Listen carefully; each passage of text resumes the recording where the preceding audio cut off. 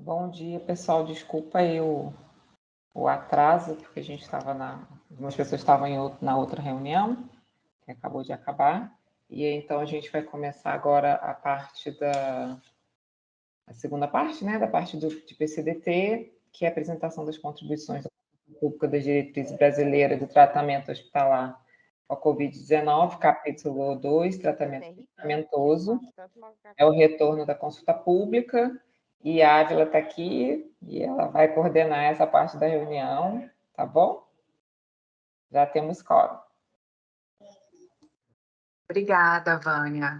Então, é uma honra, né, coordenar esse grupo. Acho que estrear, né, com o pé direito, né, no finalzinho de ano, aí, véspera de Natal, acho que vai ser muito bom para a gente. Espero que nos traga boas energias.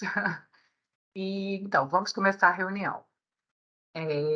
Eu já tinha iniciado uma breve apresentação sobre mim, né? Eu sou a Ávila Vidal, sou atual coordenadora da área de protocolos clínicos e diretrizes terapêuticas aqui do Ministério da Saúde, né? Hoje estreamos esse novo formato de comitês, né?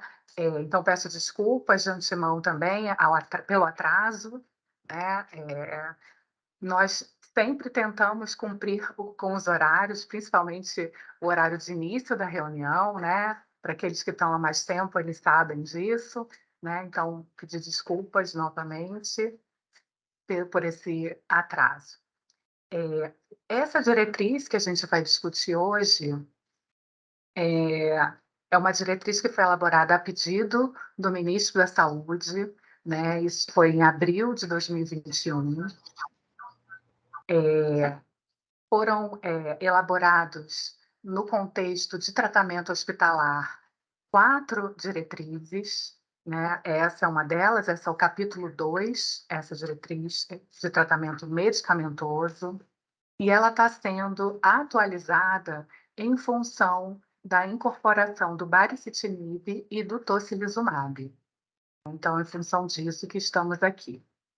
Então, eu vou passar a palavra ao Maicon, que é do grupo elaborador do NATS, do Hospital Municipal, que fez esse trabalho, coordenado pelo professor Carlos Carvalho, e também contamos com a participação de várias sociedades médicas. Acho que é importante a gente também ratificar essa informação. Bom, Maicon, por favor. Olá, bom dia a todos. Conseguem ver minha tela? Ok. Sim, Maicon.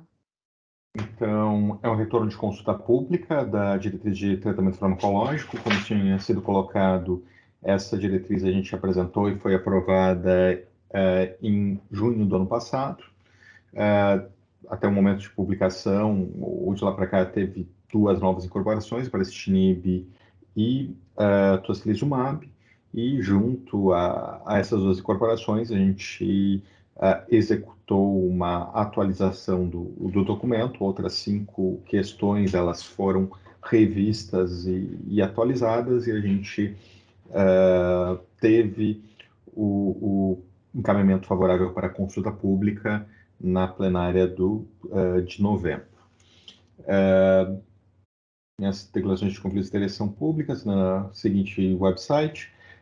Eu tenho atividades de consultoria, tanto no público quanto no privado. Em relação ao tópico dessa diretriz, não possuo conflitos de interesses financeiros, apenas de cunho acadêmico como investigador de ensaios clínicos em Covid hospitalar.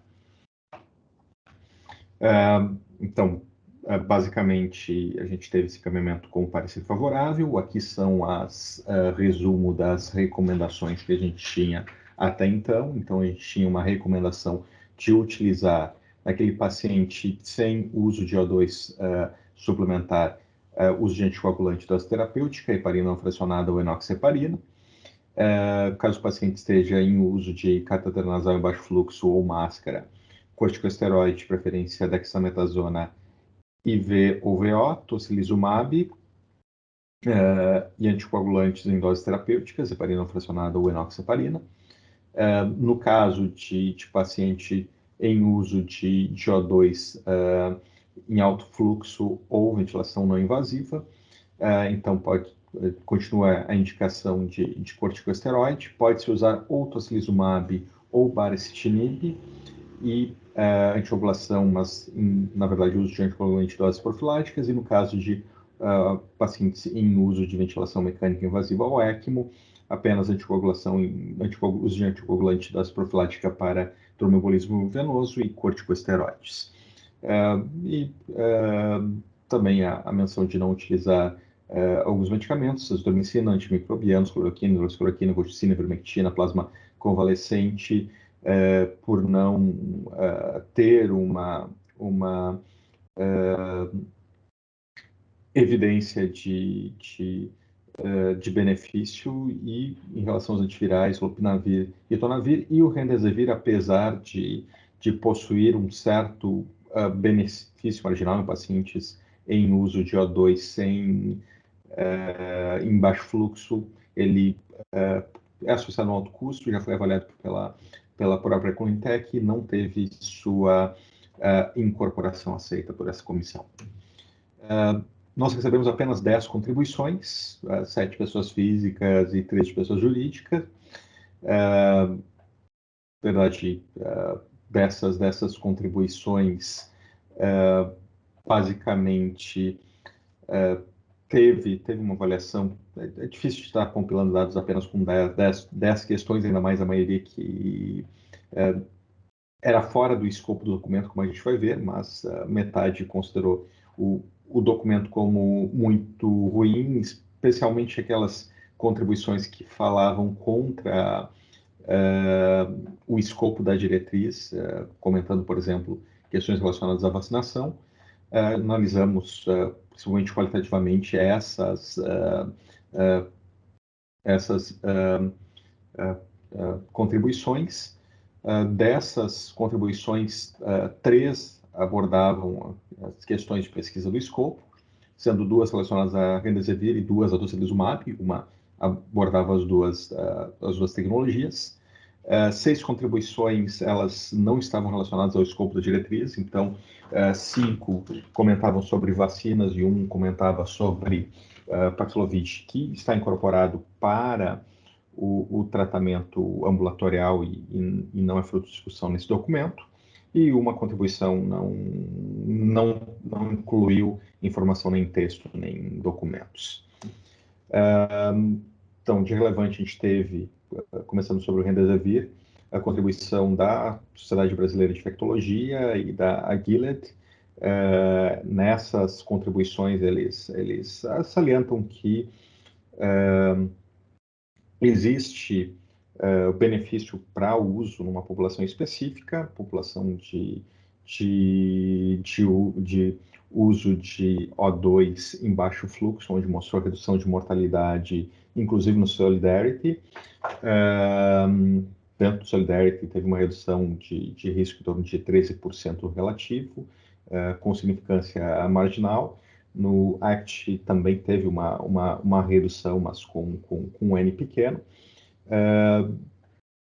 O texto ele não estava claro em relação ao benefício para ser corretos com a tecnologia. A gente reescreveu o documento de forma a deixar explícito que houve redução de mortalidade no estudo Solidarity, de fato, nesse subgrupo, e esses fatores tinham sido discutidos junto ao nosso painel, e o que foi entendido é que, sim, pode ter um benefício, pelo menos marginal, com o uso do remdesivir, especialmente nesse grupo de pacientes.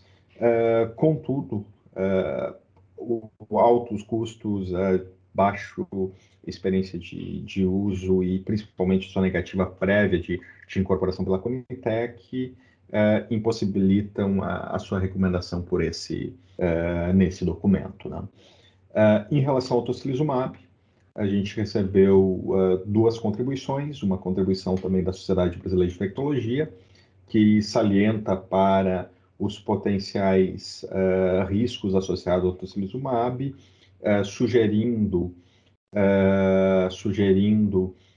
o uso em pacientes com um pouco maior de gravidade, e isso ia em linha com o primeiro documento elaborado que a gente aprovado no ano passado, onde tinha menos evidências disponíveis, a gente basicamente direcionava para os pacientes em franca deterioração clínica. Foi incorporado de uma forma um pouco mais ampla e tem evidências relativamente robustas, tanto para a população em O2 de baixo fluxo, quanto em O2 de alto fluxo ou ventilação não invasiva. O que a gente modificou no texto é deixar um pouco mais explícito essa questão de avaliar a relação risco-benefício, em especial nos pacientes de oxigênio de baixo fluxo, no qual o benefício absoluto pode ser limitado e os riscos podem sobrepor os benefícios. E a gente ressalta que dentro do documento tinha outros pontos para implementação focado em segurança, como evitar o seu uso em pacientes com imunossupressão, neutropenia, plequitopenia, e fazer busca por infecções latentes como tuberculose e parasitoses. A detentora do medicamento, ela fez duas contribuições. Uma é a questão sobre o uso, a indicação em bula do tocilizumab, que também é indicada para pacientes em uso de ventilação mecânica e ECMO. Na nossa indicação, a gente está indicando apenas para pacientes em baixo fluxo ou alto fluxo ou ventilação mecânica não invasiva.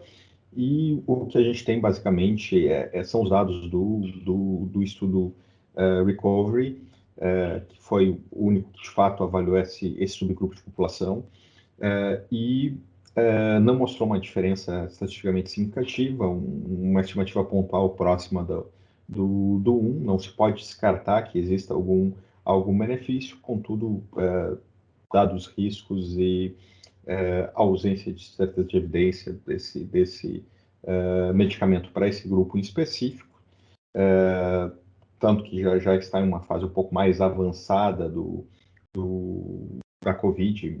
Muita gente divulga que a janela de título reduzido à fase inflamatória já passou. Ele não tem essa indicação, a gente não está indicando em uso nessa população dentro da diretriz, apesar de ter indicação regulatória para uso nessa população. Também eles comentam que houve uma inconsistência entre o parecer técnico-científico e a diretriz quanto à avaliação da evidência, que considerou a evidência como alta para a redução de mortalidade. A gente, nos casos onde há redução de mortalidade, a gente considerou moderada, tanto o paciente em baixo fluxo quanto em alto fluxo ou em uso de ventilação mecânica não invasiva.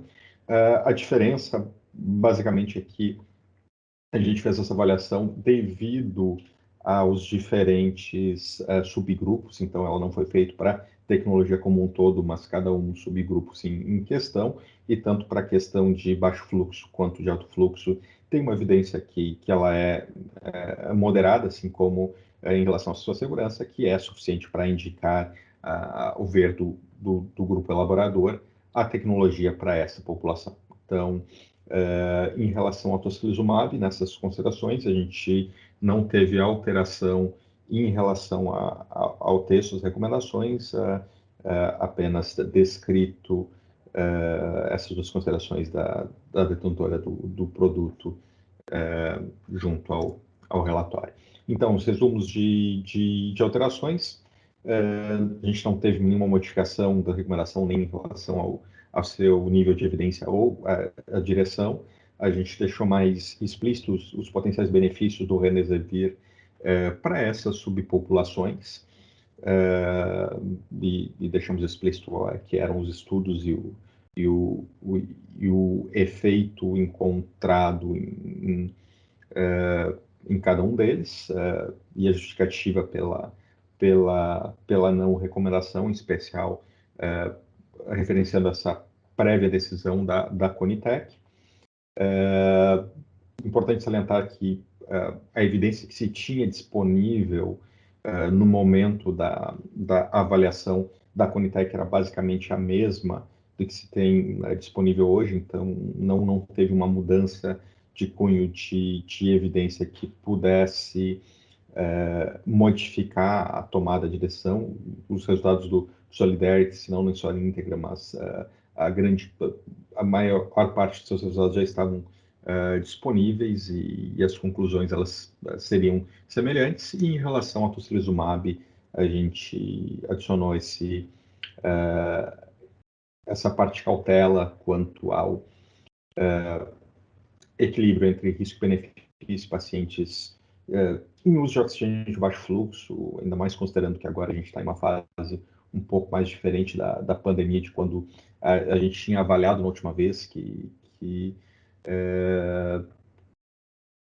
então, nessa população, acho que, seguindo a sugestão da SBI, acho que é importante ter essa flexibilidade profissional e poder avaliar junto ao perfil de risco de cada paciente se deve ou não utilizar o medicamento em questão. Então, é isso. Muito obrigado. Fico à disposição para questionamentos. Obrigada, Maicon. Algum questionamento ao Maicon e à equipe? Sobre o Remdesivir, a empresa pode solicitar novamente também a Conitec reavaliação, né? O que não foi feito até o momento. Acho que o Vanderlei levantou a mão.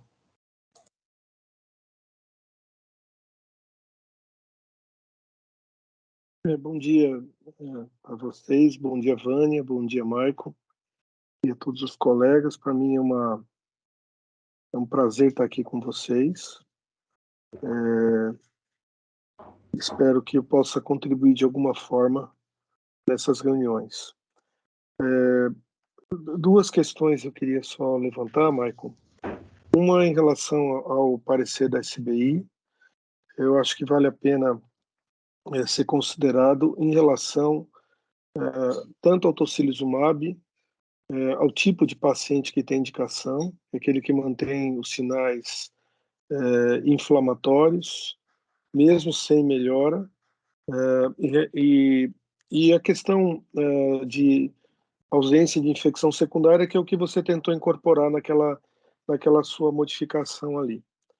Em relação ao Remdesivir, eu não tinha tido contato com isso, esse parecer, essa postura da SBI, mas eu já tinha olhado um pouco, eu não tive muito tempo, mas o pouquinho que eu tive de tempo, eu consegui olhar e ilustrar um pouco a questão do Remdesivir.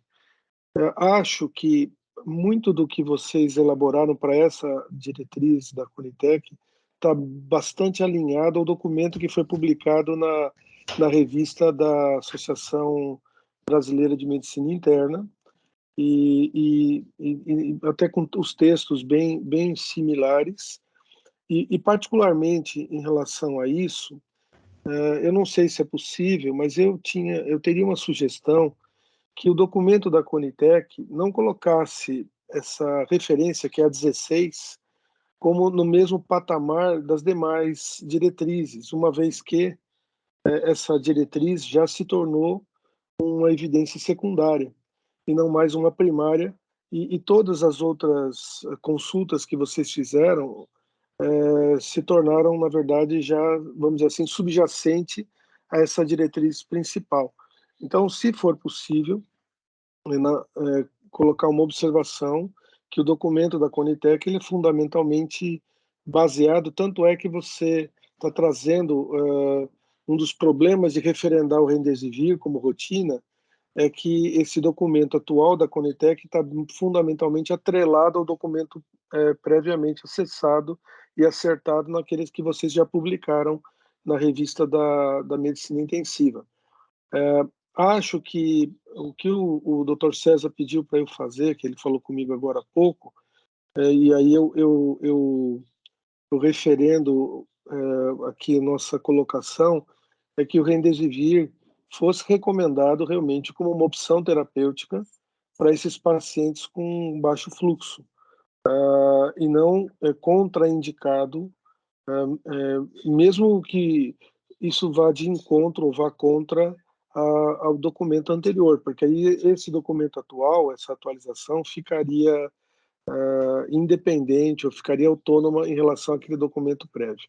Então, aqui só eu reforço esse conceito que a SBI trouxe e peço que isso seja considerado como uma opção terapêutica para efetivamente esses pacientes com O2 de baixo fluxo, mesmo porque, né, Michael, nos hospitais que a gente tem conhecimento, dos colegas infectologistas, eles usam Remdesivir de rotina para paciente hospitalizado. E se vocês me permitirem, eu tinha algumas sugestões, mas muito breves. A primeira delas, já falei, que é reforçar o conceito de que esse documento, esse que nós estamos analisando, ele é basicamente, tem por base o documento anterior, e inclusive, provavelmente, né, Marcon, você teve a oportunidade de, diferente da publicação, você conseguiu inserir todos os anexos relacionados às análises que você já deveria ter feito em relação ao grade, em relação à própria meta-análise, e aí você teve mais espaço, inclusive podendo atualizar essas análises. Mas a minha sugestão principal é essa, e a segunda sugestão que eu tenho, eu não tive a oportunidade de participar e nem de opinar anteriormente naquele documento que o Carlão coordenou com vocês, mas eu vejo uma dificuldade de reprodutibilidade desse material. Se eu for andar na trilha da sua revisão sistemática e meta-análise, eu consigo reproduzir, apesar de eu ali ter algumas opções diferentes das que você escolheu. Mas quando entra a questão da adaptação de guidelines internacionais, ou mesmo nacionais, e quando entra a questão do painel, fica muito difícil desse documento ser, vamos dizer assim, considerado um documento que é reprodutível por outros que sigam os mesmos passos. E isso eu acho que é uma característica importante para um documento baseado em evidência, que ele seja reprodutível. Então, tanto o painel como a adaptação de guidelines internacionais cria uma dificuldade, inclusive porque se você olhar as tabelas lá do Remdesivir, dos guidelines internacionais, a grande maioria ali, isso eu estou só ilustrando, ela recomenda o uso do Remdesivir. A própria Organização Mundial de Saúde, que não havia recomendado, muda essa recomendação agora em setembro. Então, e aí fica difícil entender como é que foi adaptado e incorporado essa informação dos guidelines nesse documento principal. Porque se nós fôssemos avaliar aquela tabela que vocês colocam ali, eu teria uma tendência natural de considerar que o Remdesivir deveria ser incorporado. Já a meta-análise que você fez já mostra diferentemente isso, e aí o painel se torna soberano em relação ao que vai definir como recomendação. Então, só a minha sugestão, viu, Vânia, assim, é que os documentos eles tenham a capacidade de serem reprodutíveis. Mesmo que você e eu não executemos esse documento por falta de tempo ou conhecimento, mas que o documento que a gente chama de baseado em evidência pudesse ter a propriedade de ser reproduzido por qualquer um que siga os mesmos passos. Então, e eu não entendi bem por que esse híbrido entre guidelines internacionais e nacionais, revisão sistemática e meta-análise, e aí a parte do painel, eu até entendo que seja uma forma de validar esse material e organizar as recomendações. Mas uma sugestão, que os documentos, que eu não tenho muito contato com eles, então me perdoem a minha falta de conhecimento sobre isso, mas que esses documentos realmente tenham a capacidade de serem reprodutíveis por qualquer um que siga a metodologia utilizada, tá bem? Então, é só reforçar a questão do Remdesivir como uma opção terapêutica para esses pacientezinhos com menos graves que são hospitalizados. Tá? Obrigado mais uma vez por vocês me ouvirem. Deixa eu abaixar minha mão. Não, muito obrigado pelos comentários. Eu acho que é fundamental o teu envolvimento, o envolvimento da MB, até na forma da gente conseguir uniformizar e dar uma maior representatividade aos documentos do Ministério e estarem conversando com os documentos da sociedade. Acho que, aí meu ponto de vista é que essa inserção da MB junto é fundamental. Um pouquinho sobre o processo. A gente teve uma missão ingrata naquele período, que foi realizar uma diretriz extensa, sensível, em um período que nos foi dado, acho que em torno de 4 a 6 semanas. Então, aí a forma que a gente optou por desenvolvimento foi utilizando uma metodologia que envolve a busca por diretrizes existentes e as evidências para elas existentes, com a atualização dessa informação, como sendo a adaptação, o que é feito. Se busca o que já foi compilado de evidências de outras diretrizes, vê se está atual, e quando se não tem isso disponível, a gente vai ter que fazer a busca por outras questões, para respostas de outras questões do zero. Então, ele acaba sendo um híbrido onde envolve adoção, adaptação e criação de novas recomendações. E a nossa unidade de trabalho não é a diretriz em si, mas é cada uma das questões. Então, o documento como um todo, ele tem que ser visto como conjunto de 15 pequenos documentos, que são 15 recomendações em si. Em relação à parte internacional, digamos, essas outras diretrizes, e por que é que entra a questão do painel, o que é que a gente precisa, o que é comum a todos, é a parte de evidência. E, além disso, a gente procura entender o porquê que foram tomadas decisões e levar em consideração a tomada de decisão por esses outros lugares, para que a gente não esteja, digamos, perdendo os argumentos feitos pelo NHS, pelo NIH, pela IDSA, para dar nossas recomendações. Então, isso, de certa forma, é compilado de forma transparente e apresentado as justificativas desses outros lugares de forma transparente. Contudo, a adaptação, a gente precisa estar fazendo contexto dentro do nosso sistema de saúde, nossas questões financeiras, o que é disponível, por exemplo, no sistema público, e outros fatores que transcendem, né, a parte da evidência internacional. Infelizmente, isso não tem como a gente fazer sem a parte do painel. Então, o que a gente tentou, na verdade, o que a gente objetiva com isso não é em si a reprodutibilidade da recomendação, porque a gente entende que isso não é reprodutível, a evidência ela é reprodutível, mas bem como falaste, quando chega na recomendação, ela não é reprodutível porque é passível de julgamentos, e o que a gente fez foi deixar transparentes os julgamentos para essas recomendações. Então, aí, se for ver dessas recomendações, acredito que a única que tem uma diferenciação em relação à direção é o Remdesivir, né? As demais, elas seguem a mesma direção, e aí entra uma questão que é inerente ao nosso sistema, né?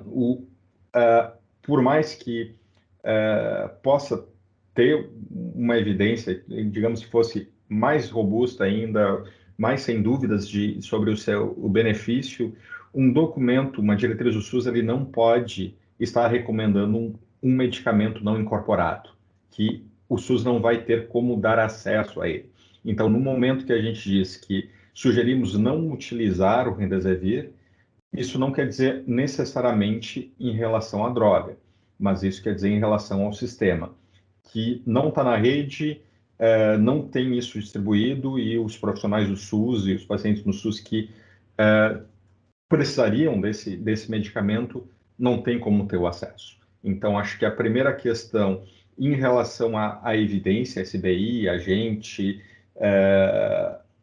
concorda com o cunho da evidência ser semelhante, e de forma alguma a gente está dizendo que o Remdesivir ele não deve ser utilizado porque não funciona. O que a gente está dizendo primeiro é que ele não pode ser utilizado porque o SUS não está oferecendo isso. Acho que é uma questão mais voltada para a parte de incorporação de medicamentos, como colocou a Vânia, caso seja de interesse, seja da indústria, seja de alguma sociedade, pode proceder com o pedido de incorporação desse medicamento para ser reavaliado. E dentro do sistema, no Brasil, tem que se considerar algumas questões, como qual que vai ser o retorno que eu vou ter com esse medicamento em função do investimento. Então, nem tudo que acaba funcionando a gente consegue incorporar por questões financeiras. Então, além dessa questão, quando a Conitec vai passar, vai ter que levar em consideração nova proposta financeira, o custo atual, qual que impacto orçamentário que vai se ter, e concordo contigo que a Conitec se beneficiaria, ou no momento atual a gente se beneficiaria de uma reavaliação, de uma resubmissão da tecnologia, mas esse cenário não é o cenário atual. Em relação à SBI, acho que a gente entende o posicionamento e concorda com o posicionamento da AMB e da SBI de recomendar o uso do Remdesivir, ainda mais porque a AMB e a SBI, as sociedades, eles estão vendo a sociedade inteira, não só o SUS, e é importante estar olhando como um todo, e entendo essa questão de estar oferecendo ou tentando oferecer mesmas tecnologias, tanto no privado quanto no público. Contudo, essas tecnicidades ou essa questão da ausência de incorporação e disponibilização não nos permite legalmente estar colocando no documento a recomendação de uso, a sugestão de uso nesse ponto. Mas deixar claro, se os lugares estiverem disponíveis, se as secretarias de saúde estiverem fornecendo a nível local, se os hospitais tiverem essa disponibilidade no SUS, a gente não vê problema nenhum de usar, tanto ficou uma sugestão, uma recomendação fraca contra o uso e reconhecendo o potencial benefício nessa população.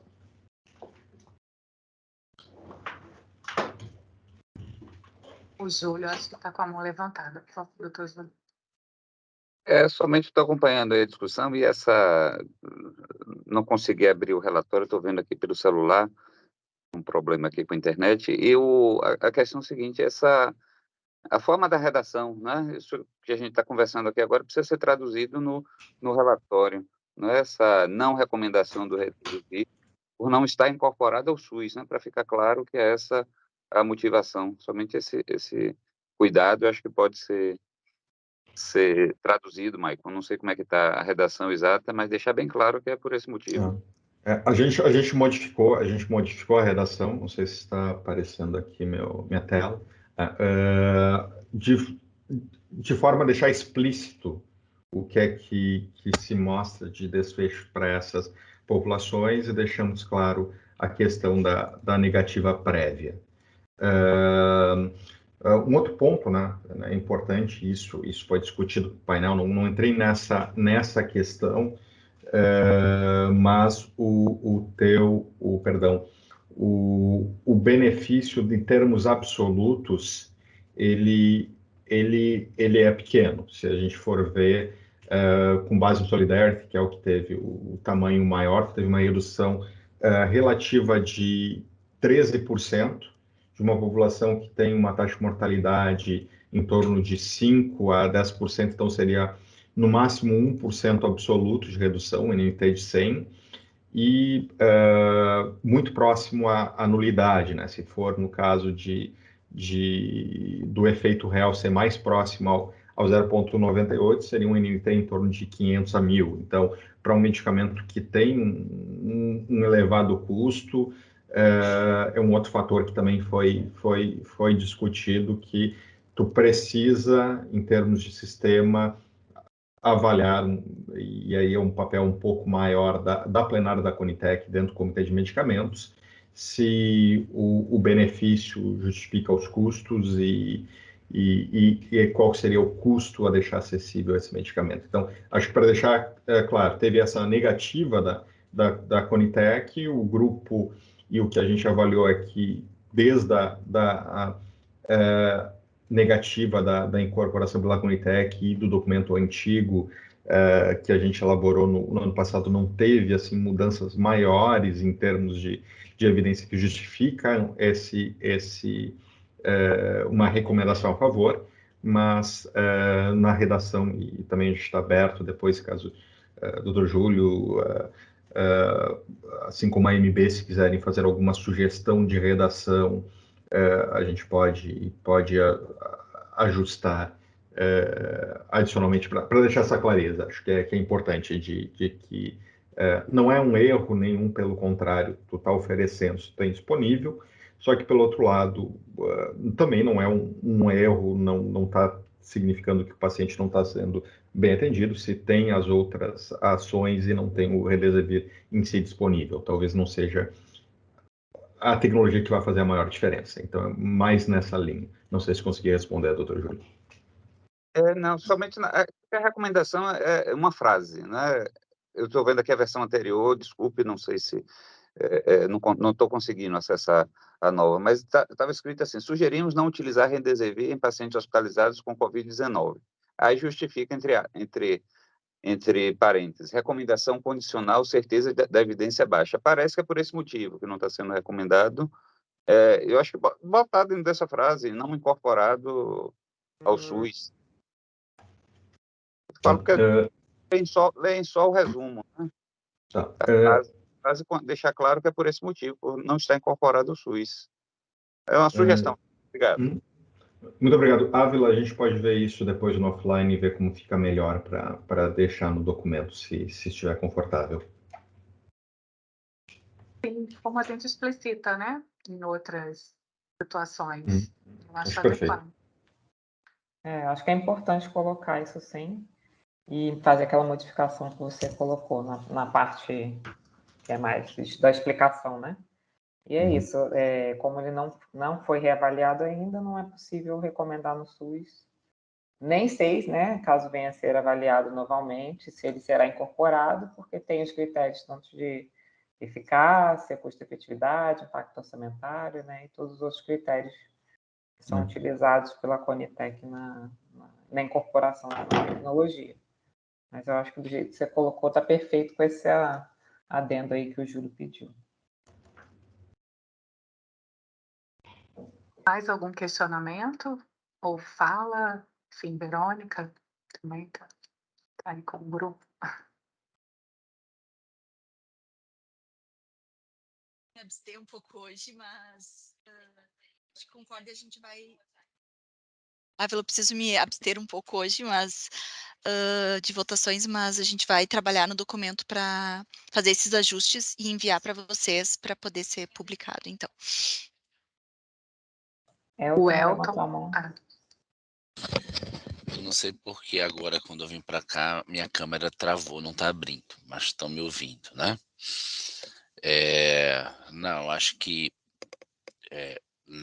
dito já todos os apresentados, Michael, acho que não tem objeções, na verdade parabenizar mesmo pelo trabalho. Acho que mesmo que você falando que em alguns momentos foram, né, em tempo curto, prazo curto, mas a densidade do trabalho e o que já vinham sendo compreendido, publicado pelas sociedades médicas, etc. Então, a diretriz ela já veio com uma coerência muito, né,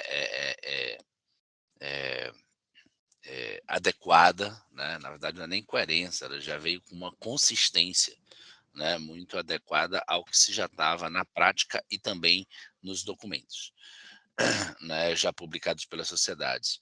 Então, reforçar o que o Júlio colocou, eu acho que é importante, em que pese, né, que o nosso representante da MB traz, né, com uma sugestão, mas, e aí, isso é importante, até dando boas-vindas aqui aos colegas novos do comitê, né, na Conitec, é importante a gente, não é só rito burocrático, tem um porquê, então não foi incorporado.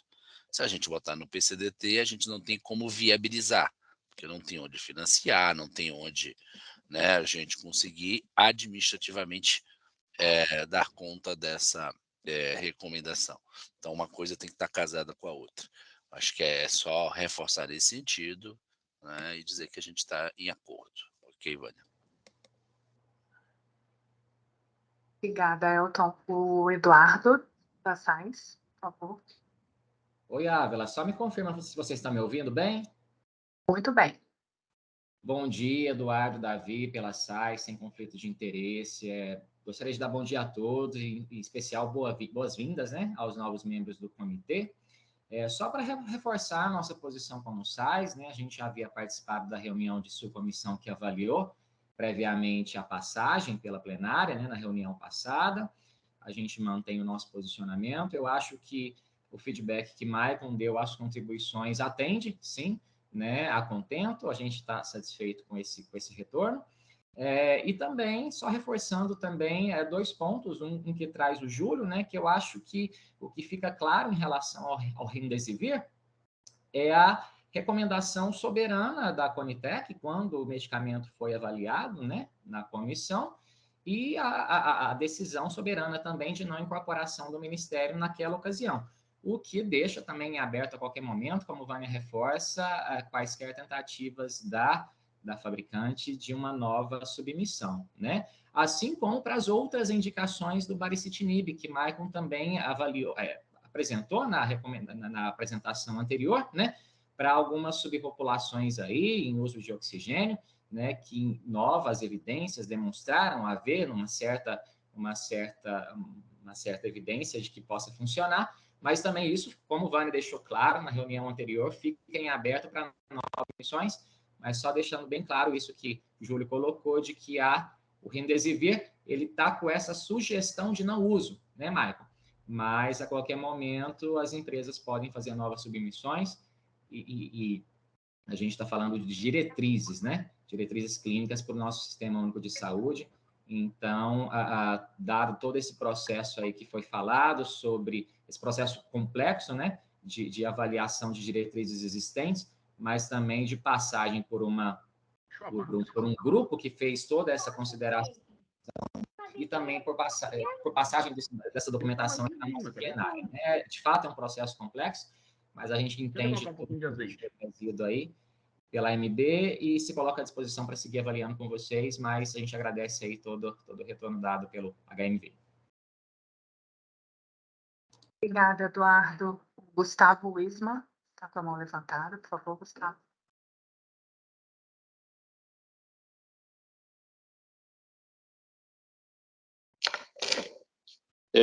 Bom dia, boa tarde a todos. Gustavo, da SVS. Quero, enfim, saudar os colegas que há algum tempo não vejo e os novos que estão se integrando aí nas atividades da Conitec. Eu pude revisar, enfim, o material enviado e agora ouvir a exposição do Dr. Maicon e acho o trabalho muito bem feito em termos metodológicos, em termos não é do produto que se entrega, e eu acho que, de fato, essas diretrizes são importantes para o SUS. Então, acho que vale um recado em relação à relevância disso. Essa série toda de diretrizes, não é, que o grupo coordenado pelo professor Carvalho e pelo Michael se dedicou a fazer, são da maior importância, enfim, considerando que vimos durante um bom tempo dúvidas sobre tratamento medicamentoso, por exemplo, mas manejo em UTI, etc., também, e ainda hoje se percebe alguma prática que poderia ser reavaliada à medida que se estude uma diretriz bem feita como essa. Então, acho que esses documentos são documentos necessários, não é? Essa era a ideia, não é? Pelo que eu entendo, quando se começou a elaboração desses documentos lá atrás, não é? Um grupo tão qualificado. E eu me recordo que quando nós recomendamos a incorporação do tocilizumab, houve e o nosso colega Eduardo Assaez deve lembrar, acho que o Weber também havia comentado, havia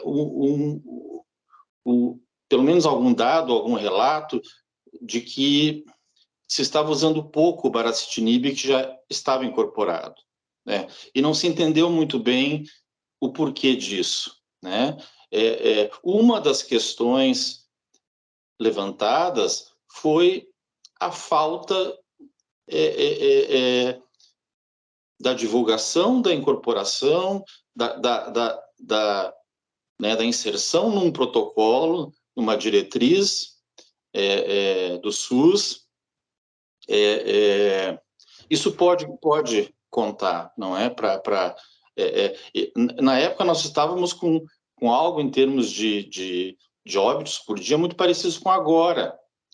Então, eu fiquei intrigado com essa questão. Olha, só o baricitinib aprovado até agora, então estão usando o quê, não é?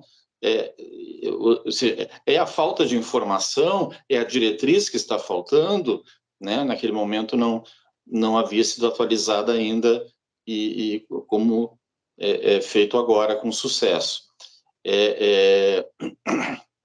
Não sei se alguém se Eduardo tem uma atualização, se as medicações estão sendo agora utilizadas, porque temos aí os casos, não é? E se vai por esse caminho de raciocínio que eu estou fazendo, e se for, no sentido, a minha colocação de reforçar a importância da elaboração do documento, né? Assim como dos outros da série, não é? A não publicação faz falta ao SUS, né? Então, esse é o recado, e é com grande prazer que eu vejo o Maicon aí tocando as coisas e que tem a nossa admiração pela qualidade do trabalho. Aí não sei, Eduardo, se tem alguma... Estão me ouvindo? Aqui está um pouco, tá um delay aqui, pessoal, mas está acontecendo, que bom. Obrigado, Gustavo, por lembrar tudo isso. O retorno que eu tenho a dar, pessoal, com relação ao baricitinib, eu não sei se vai ter alguém da assistência farmacêutica do Ministério, do DAF, mas só para lembrar para vocês, a decisão que tomamos, né, até de maneira tripartite, foi de uma espécie de aproveitamento de parte do estoque do Ministério da Saúde do baricitinib, que é um medicamento que está em outros PCDTs, né, como da própria artrite reumatoide, para essa indicação da Covid-19. Então, houve todo um estudo embasado em algumas informações da própria SAIS e outras informações do próprio DAF, para encaminhamento de parte desses estoques para hospitais de referência para tratamento da Covid-19, né? E aí, talvez, se não houver alguém do DAF que possa falar um pouco mais hoje sobre essa atualização do uso desses medicamentos encaminhados para esses hospitais, a gente sugere que na próxima reunião aqui do comitê haja essa atualização. Parte da SAIS, a gente não tem essa informação do baricitinib. Da parte do tocilizumab, eu aproveito a deixa de Gustavo aí para informar que a secretaria está viabilizando, tá? A criação do procedimento, como um procedimento da tabela do SUS mesmo, com o código 06, que é aquele código, aquele grupo, né, relativo aos medicamentos, para que esses serviços hospitalares possam estar fazendo o registro da produção, da informação assistencial e tudo mais, né? Então, ficam aí os meus acréscimos ao que Gustavo levanta com relação a esses dois medicamentos, né? Obrigada, Gustavo. Obrigada, Eduardo. Eu acho que a gente pode deixar esse tópico para a próxima reunião. Acho importante, né, apresentar esses dados do uso desses medicamentos. Acho pertinente. E a gente faz essa articulação, tanto com a assistência farmacêutica, quanto com a equipe aqui também do SABES, né, se eles tiverem alguma informação de monitoramento. Weber, por favor. Oi. É o Weber ou é o Elton? Weber, desculpa. Eu ia falar oi, Vânia. Oi, Ávila, né? Bom dia novamente, boa tarde a todos. Bem-vindos aí aos novos integrantes. Gustavo, preciso levantar, não tenho sistematizado. De fato, no começo, né, como foi uma doação, somente com uma nota técnica, teve alguns estados até que solicitaram ao DAF, né, para que realocassem a quantidade ou parte da quantidade enviada de volta ao componente especializado. Então, mas isso teria que ser informado, obviamente, né, ao DAF por conta dos critérios de programação, né, da medicamento para artrite. Mas está muito heterogêneo, assim, sabe? Tem secretaria que até startou o processo de compra além do que recebeu de doação. Então, Ávila, você pode demandar o CONAS aí para a próxima reunião do comitê. Eu me comprometo a fazer um levantamento e saber da doação, né, quanto que foi de fato utilizado, porque hoje a gente não tem como saber a não ser por critérios de distribuição, né? O registro está sendo feito num procedimento de atendimento, né, da infecção viral por Covid, não tem um procedimento do produto lá, como terá aí o do tocilizumab. Mas eu trago essa informação, sim, tá? Obrigada, Heber. Elton, por favor. Agora você acertou, Ávila, obrigado. Não, mas é nesse sentido que eu queria falar. Aquilo foi um start para... A gente estava ali, né, oscilando alguns picos naquele momento, então aquilo foi uma oportunidade, o Weber lembra disso, da gente, olha, até você comprar hospital, não é isso? Até você comprar, eu tenho oportunidade de já adiantar de você ter o produto, casos em alguns locais de fato estavam acontecendo, isso era a oportunidade de você ter acesso mais rápido, mais fácil. Então, por isso foi feita essa distribuição com caráter de doação, né? Isso vai depois virar, né, perspectiva de procedimento. Eu só queria dar um alerta, acho que isso não é um determinante para nós em relação à atualização das diretrizes, mas de fato, né, seria bom trazer essas informações, mas obviamente não como uma questão determinante, mas mais como informação adicional, até porque eu acho que os casos graves que candidatam, né, assim, um agravamento da doença que candidata ao uso desses produtos, tem destabilizado em patamares mais baixos agora, né, Gustavo? Acho que você tem acompanhado isso. Então, mas é o que o Weber colocou. Você tem capitais que usaram, né? Isso está muito diretamente, diretamente proporcional a esse contexto de número de casos, alguns locais que vão pegar, né? Então a tendência de uso, de repente, a gente empiricamente, né, pode estar falando que é menor, né? E aí, óbvio, depois a gente vai ver as preferências de uso de quem vai prescrever o que, Tocili ou Barici, ao longo do tempo. Acho que era esse comentário adicional. Certo. Só um breve adendo. Elton, a questão é que, naquela ocasião, nos surpreendeu que o uso do que já estava incorporado era referido, enfim, pelo relato que pôde se ter naquele momento, como um uso muito baixo, e mesmo numa mudança de cenário, enfim, de variantes, etc., e que agora também mudou em relação ao curso clínico, mas nesses dias tivemos 150 óbitos, não é? Ou seja, o uso ele não pode ser tão baixo assim. Se for, onde está o problema, né?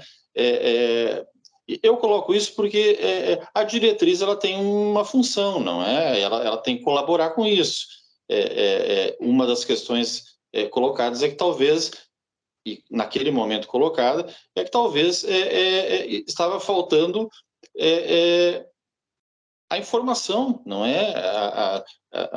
Baricitinib, enfim, nem todos conhecem, não é? E aqui a questão, a importância da diretriz. Né?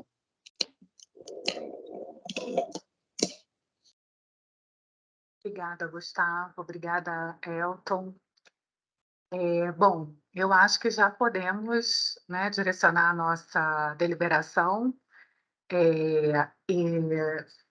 Num primeiro momento, nós deliberamos, né, o plenário deliberou favoravelmente para a consulta pública. Eu acredito que permaneça nesse sentido, mas se alguém entender contrário a esse posicionamento, por favor, pode se posicionar. Fique à vontade. Não? Então, ok. Então, vamos deliberar a favor da publicação do documento. Então, vamos lá.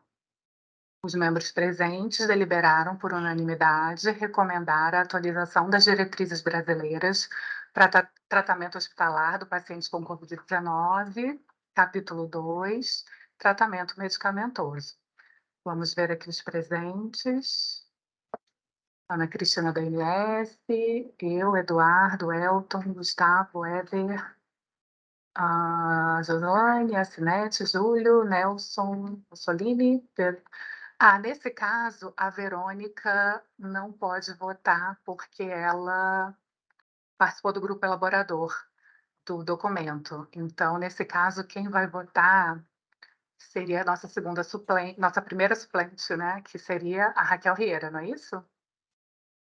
Isso. Então, por favor, onde tem Verônica Colpani, colocar Raquel Rieira. E ela é nossa primeira suplente.